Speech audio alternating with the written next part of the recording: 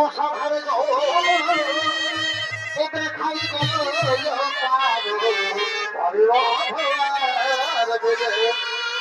অসাধারে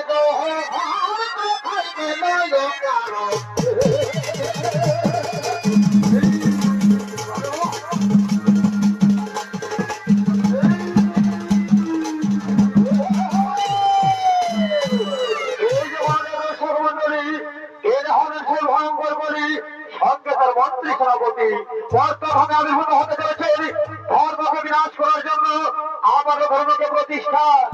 মন্ত্রী সেনাপতি ভূমিকা নৃত্য পরিবেশন করবেন দুই তরুণ নৃত্যশিল্পী আকাশ সিং সরকার, সন্দীপ কর্মকার। কলির ভূমিকায় নৃত্য পরিবেশন করে দেখাবেন। এনে হলেন আপনাদের অতি সুপরিচিত স্বর্গীয় গম্য কর্মকারের বড় নামটি বিদ্যুৎ কর্মকার।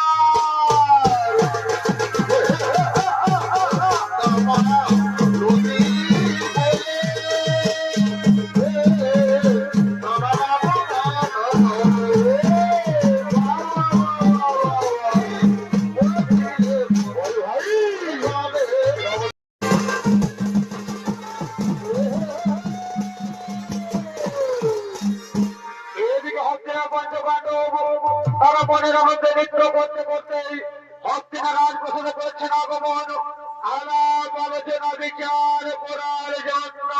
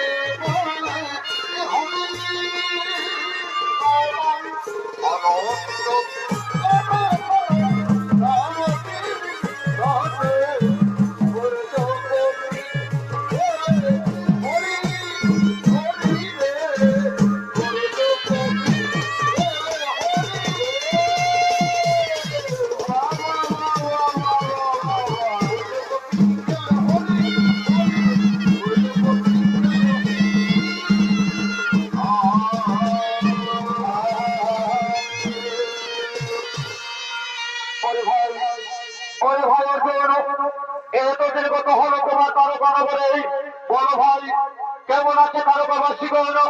সকলে আনন্দে আছে তো? সকলে কুশলে আছে তো? দাদা দাদা বলো দাদা বলো, কেমন করে হচ্ছে ঘরে করে আমার সুখে থাকবে? যেদিন থেকে শ্রীকৃষ্ণ ভগবান আমাদের ছেড়ে পৃথিবীতে করেছেন গোপন, সেদিন হতে বাধা দানে প্রজাতি হলাম সেটাই। বুঝি বলো বুদ্ধি বলো কৌশল, কৃষ্ণ সরে সরে যদি করেছি গোপন। আবার হচ্ছে ফিরে আসার উত্তরে দেখি যে রক্ষণ সে আমার করেছে ভক্ষণ। বলুন বলুন দাদা, এমন পরিস্থিতিতে কেমন করে সুখে থাকবে প্রজাবাসীগণ? কেমন করে আনন্দে থাকবে হস্তিনার প্রজাবাসীগণ? ওই ভাই ওরে ভাই, তোমরা সকলে মন দিয়ে শোনো। বর্তভাবে এবার করবে করি আগমন। ধর্মকে করতে চাইবে বিনাশ, আবারও ধর্মকে করতে চাইবে প্রতিষ্ঠা। তাই আমি মনে মনে স্থির করেছি ভাই, চলো ভাই আমরা সকলে হস্তিনাথ ছেড়ে গোবিন্দর পথে চলে যাই। আমরা হস্তিনানগর ছেড়ে ওই গোবিন্দর পথে চলে যাই। একই কথা বললে দাদা, একই কথা বললে তুমি? বলো বলো দাদা বলো, আজ যদি আমরা সকলে ছেড়ে ওই গোবিন্দর পথে চলে যাই তাহলে কি হবে হস্তিনানগর দাদা? তার ভরসায় বেঁচে থাকবে হস্তিনা প্রজাবাসীগণ। বলো দাদা বলো, তার ভরসায় বেঁচে থাকবে হস্তিনার প্রজাবাসীগণ। ওরে ভাই ওরে ভাই, এর জন্য চিন্তা করো না। হস্তিনায় রয়েছে অভিমন্যু পুত্র যুবরাজ পরীক্ষিত, তার হাতেই তুলে দেব এই হস্তিনানগরের দায়িত্ব। হ্যাঁ হ্যাঁ দাদা, হ্যাঁ এ তো ঠিক কথাই বলেছো দাদা। তাহলে কিসের বিলম্ব?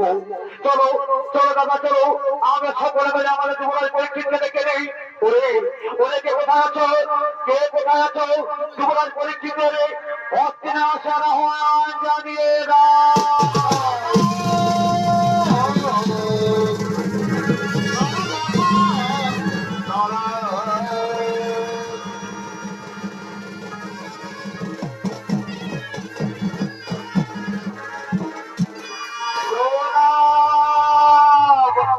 প্রণাম গজরণ পিতামহ। বলুন বলুন পিতামহ, ও সবাই কেন আমার আছে শুনুন। কিবা কার্য করতে হবে আমার পিতামহ, কিবা কার্য করতে হবে আমার? শোনো শোনো রে ভাই পরীক্ষিত, আমরা সকলে মনে মনে স্থির করেছি আমরা এই হস্তিনানগর ছেড়ে গোবিন্দর পথেই চলে যাব ভাই। যাবার পূর্বে তোমার হাতে দিয়ে যাবো আমরা এই হস্তিনানগরের রাজ দায়িত্ব। হ্যাঁ হ্যাঁ পিতামহ, হয় তোমার দেশে অক্ষরে অক্ষরে বলবো বলুন। যান যান পিতামহ যান, আপনার হাসি মুখে গোবিন্দর পথে চলে যান, হাসি মুখে গোবিন্দর পথে চলে যান।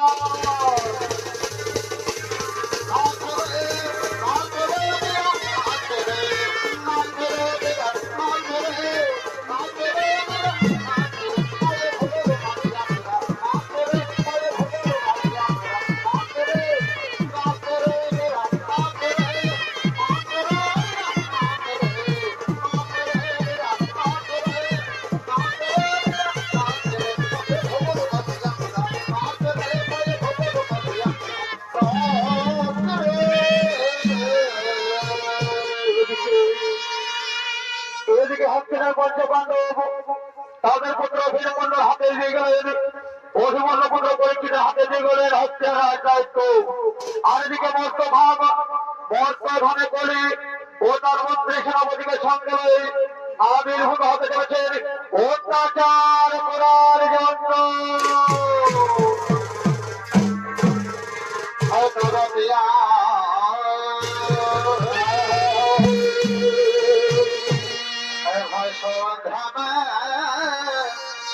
আলোকে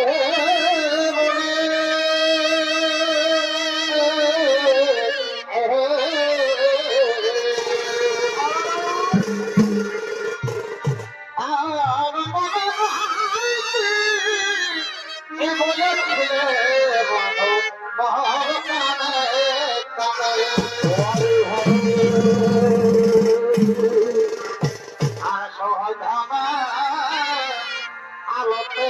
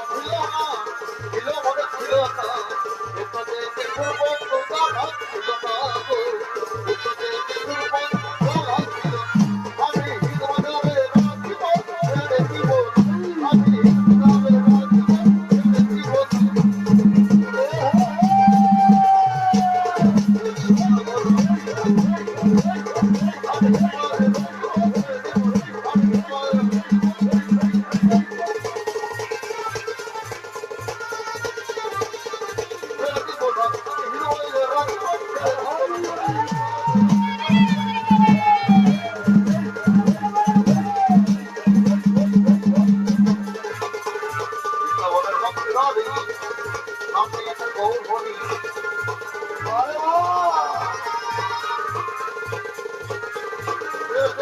আমি হিমালয় রাখব ছেড়ে দিব না আমি হিমালয় রাখব ছেড়ে দিব না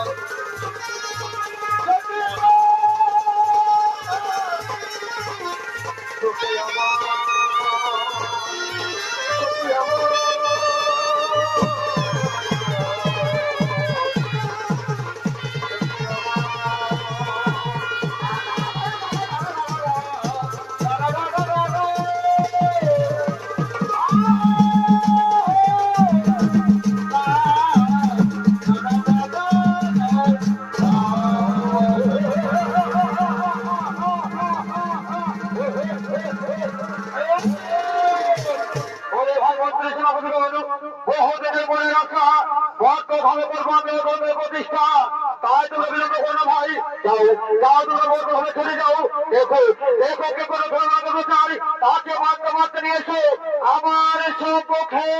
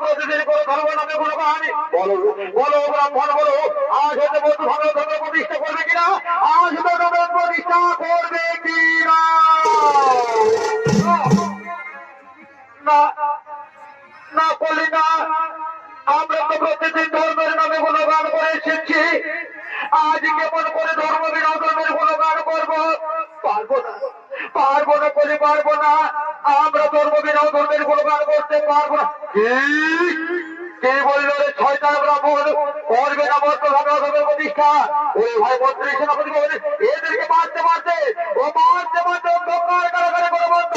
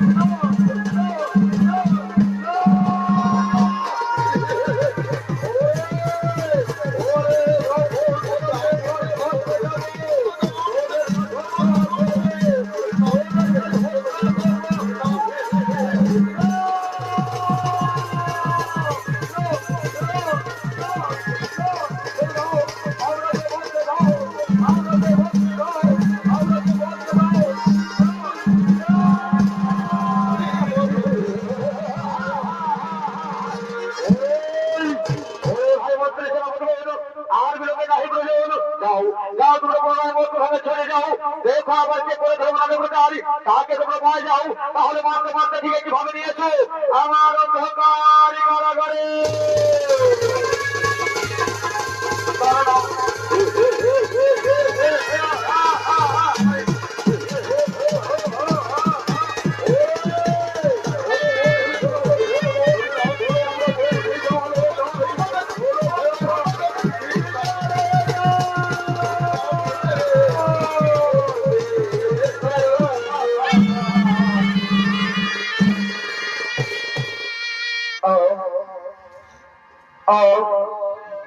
ব্রাহ্মণে স্বামী অরে ব্রাহ্মণে স্বামী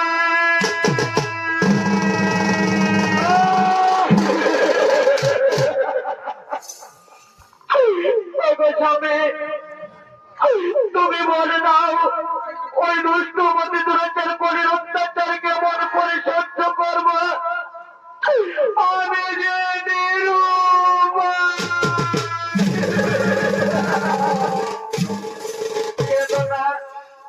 কেদনা ব্রাহ্মণী কেদনা এক রাগ দিন সত্তর যে নিশ্চয় হবে রে ব্রাহ্মণী সেদিনকে দেখবে আমাদের সমস্ত দুঃখ কষ্ট দিয়ে মুছে পবিত্র হয়ে গেছে রে ব্রাহ্মণী তুমি আর কেদনা ব্রাহ্মণী তুমি আর কেদনা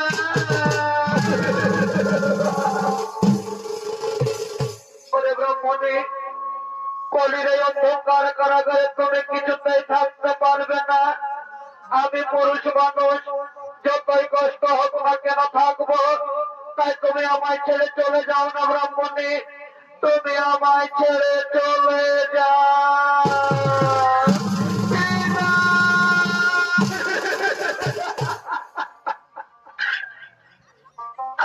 না গো না আমি এই বিপদের মুখে তোমায় ফেলে কিছুতেই যাব না গো স্বামী তুমি কি বুঝো না নারীর অন্তরের ব্যথা এ জগৎ সংসারে নারীর যে আপন ছাড়া স্বামী ছাড়া কেউ নেই তুমি আমার ইহকাল তুমি আমার পরকাল আর তোমায় ছেড়ে আমি কেমন করে চলি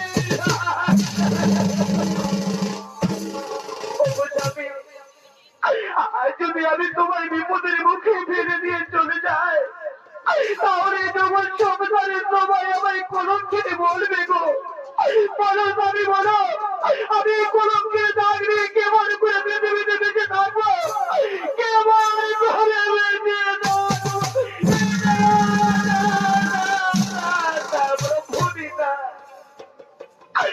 ব্রাহ্মণী আমি তোমার কপালে কিছুতেই কলঙ্কের দাগ লাগতে দেবো না রে ব্রাহ্মণী কিন্তু ব্রাহ্মণী তুমি কি আমার সঙ্গে অন্ধকারে কারাগারে থাকতে পারবে ব্রাহ্মণী